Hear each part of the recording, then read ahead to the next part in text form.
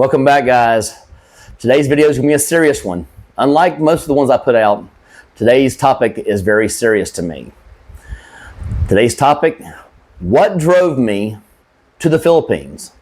Why would I leave such a great country in America and move to the Philippines? So today, I'm going to go over all the reasons why I moved here.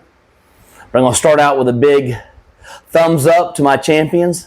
Again, I appreciate you guys subscribing to my channel, taking interest in the topics I'm talking about. I truly appreciate it from the bottom of my heart. Also wanted to say, if you have not subscribed, hit that subscribe button, give me a thumbs up, let me know I'm doing a good job. Well, right now, I'm going to jump right into today's topic. Again, what drove me to the Philippines? I'm going to start from the very beginning. I was married for 12 years, had a good marriage for the most part.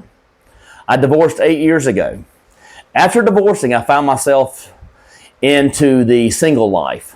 And again, when I say single life, I noticed right away that things have changed from the old days. You know, I grew up in the old neighborhood down in Albany, Georgia, hanging out with my friends, and we're got the BMX bikes out. We're out there, you know, hightailing it all over the neighborhood, making ramps, jumping ramps, running through the woods, throwing pine cones at each other.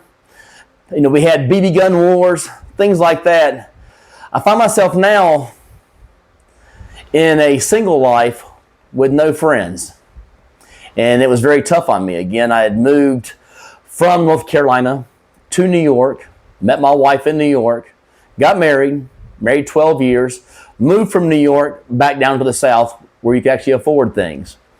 That's where all the things began, all the troubles. Again, I get down to the South. I go through a divorce after being married for 12 years. And once I divorced, notice all the changes, guys. I mean, things have changed drastically in my lifetime. And I didn't know exactly how much they have changed, but they changed drastically. I went on this online dating thing and tried that. I would meet young ladies online, talk to them for hours, sometimes days, sometimes weeks. Try to get to know them a little bit. You're finally going to meet them. You meet them out at a local restaurant or a pub, and you walk right by them. You walk up to the hostess saying, "Hey, is anyone looking for a single guy tonight, here at the bar, because I'm here to meet someone?" "Well, no, sir." All of a sudden, you get that little tap on your shoulder. You turn around, you just passed this young lady. She looks nothing like her pictures that she posted on her online profile. So here you are, you're stuck on a date. You're paying $200 per se for this date to be with someone you don't want to be with because it started out with a lie. Again, this person lied to you on their online profile saying, "This is what I look like," and then all of a sudden you meet them and their profile pictures are probably from 10 years ago. So that was a big part of it.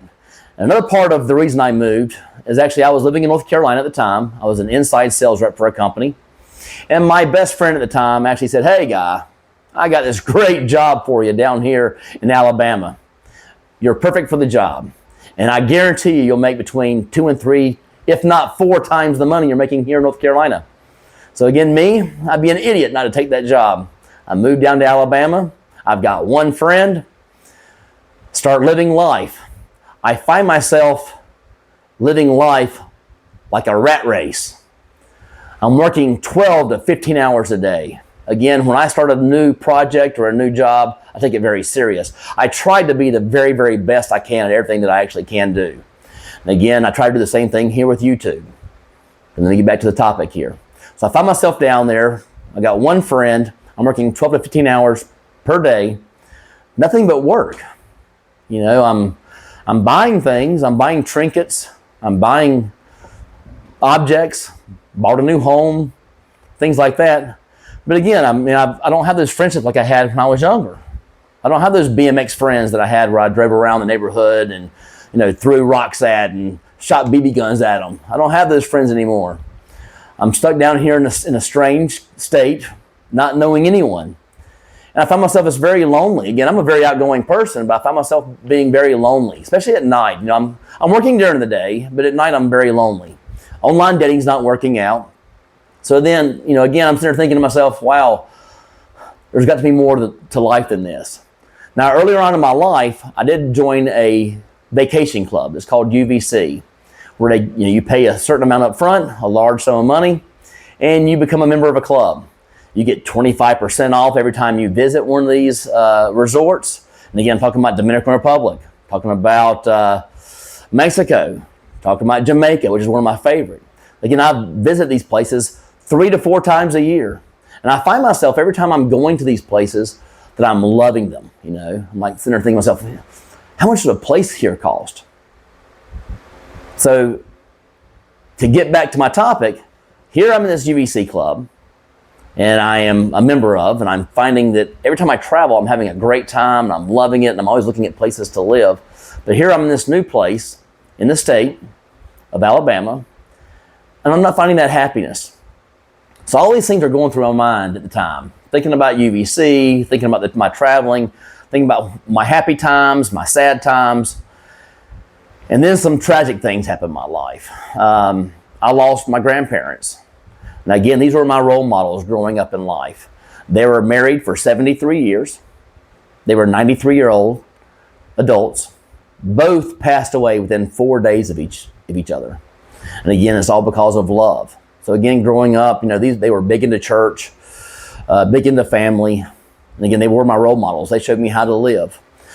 But I also saw another part of their life once retirement hit in. Again, I may have seen the end years there because I was there more often with my family. But I find them sitting on the porch. I find them sitting on the back porch, just watching cars go by. And to me, that wasn't really living. I was more thinking about those days where I was traveling and seeing Jamaica, seeing Mexico. Those are kind of things I was looking at. So I find myself looking at their lives thinking, these are my role models, which I love dearly. They were big losses to me. But then I see the next death that actually happened in my life. My uncle. And again, he was a very wealthy man. Millionaire, actually. And he never actually retired. He actually died during COVID. So I watched all this money he worked for his entire life so he could actually retire and enjoy living. Again, he loved his job. I will give him that. He loved his job. He loved going there every day. He enjoyed owning the business. He made very, very good money. He talked to new people every single day. He talked to his old clients and new clients, so he loved his job. But again, we're back to money again. So I found myself down here in Alabama thinking about all the things that have happened to me in my past, thinking about my grandparents, thinking about death in the family. And I found myself in an unhappy state of mind. So give me a look back at my notes here. I got the deaths. Then, after divorce, and I'm trying the online dating, I find myself meeting a nice young lady, I thought. So I'm meeting a young lady online dating for the very first time since my divorce, my very first long-term relationship. Again, it was a 1.5 year relationship. The big key to this, though, it was off and on. So again, we get along very well in the beginning. But I start seeing a lot of signs where everything's kind of leaning towards money. And to kind of give you guys a story, which is probably the last story that comes to my mind where it kind of broke the bank for me. So here we are, we're dating for about probably 8 months, and she asked me to go to a concert. Again, it was Eric Church and Lainey Wilson, 2 country stars. I'm not a big country star kind of person. I always grew up with the hair bands and listened to like Metallica and Def Leppard and Motley Crue. But of course, I told her, no problem. You want to go to this concert? I'll take you to this concert. So I go online and I look up these ticket prices. They're starting around $168 per seat at this concert. And again, that's on the 3rd tier. But I found these seats. I show them to her. This young lady tells me, no, I don't want to be down there, up there in the 3rd tier. I want to be down there in the pit. I want to be there so I can actually see the sweat coming off these guys. So I look up those tickets. Those tickets are running $648 before the fees. With fees, we're looking at $700 per person for this concert. I thought for a very long time about it, at least an hour. And I said to myself, there is no way I'm going to spend $700 per ticket for this concert that lasts 3 or 4 hours. And that's not counting, you know, drinks and things like that. So I told her I wasn't going to go.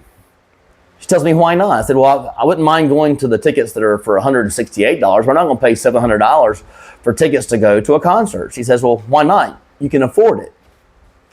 There's the key words, you can afford it.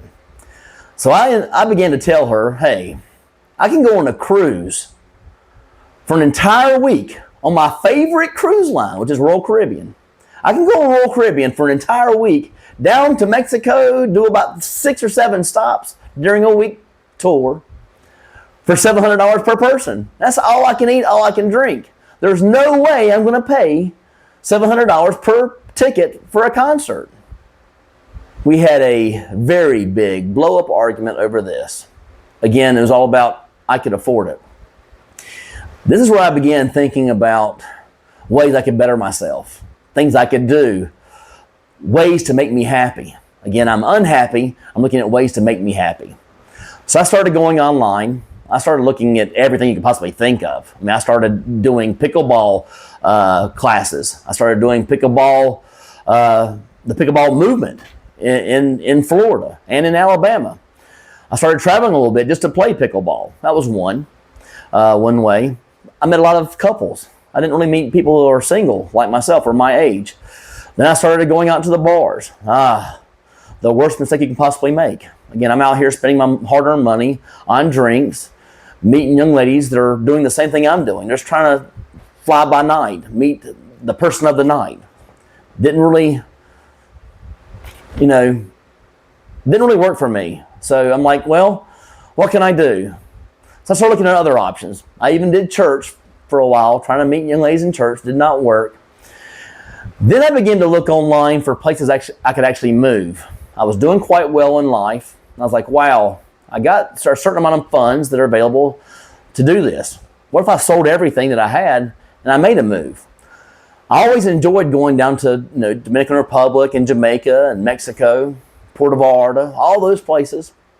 So I started looking at places in Central America. I started with Panama, and notice there's always a language barrier in all those places. And then all of a sudden, the big one came up, the Philippines. So again, here I am unhappy in America. I find myself doing all this research about the Philippines. Well, as you know it, I moved here. But I wanted to bring you guys up to speed on why I left the great country of America and moved to the Philippines. What drove me here?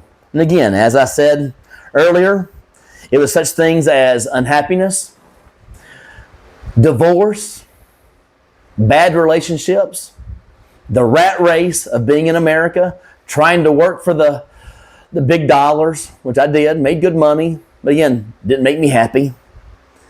Moved to a different state, unhappy there because I didn't have friendships. Made money, but didn't have the friendships. Expensive cost of living. I was paying $7,000 to $8,000 to $10,000 a month to live in America with all my expenses. Again, spending all this money, but unhappy. I hope today's video explains a little bit of what drove me to be here in the Philippines.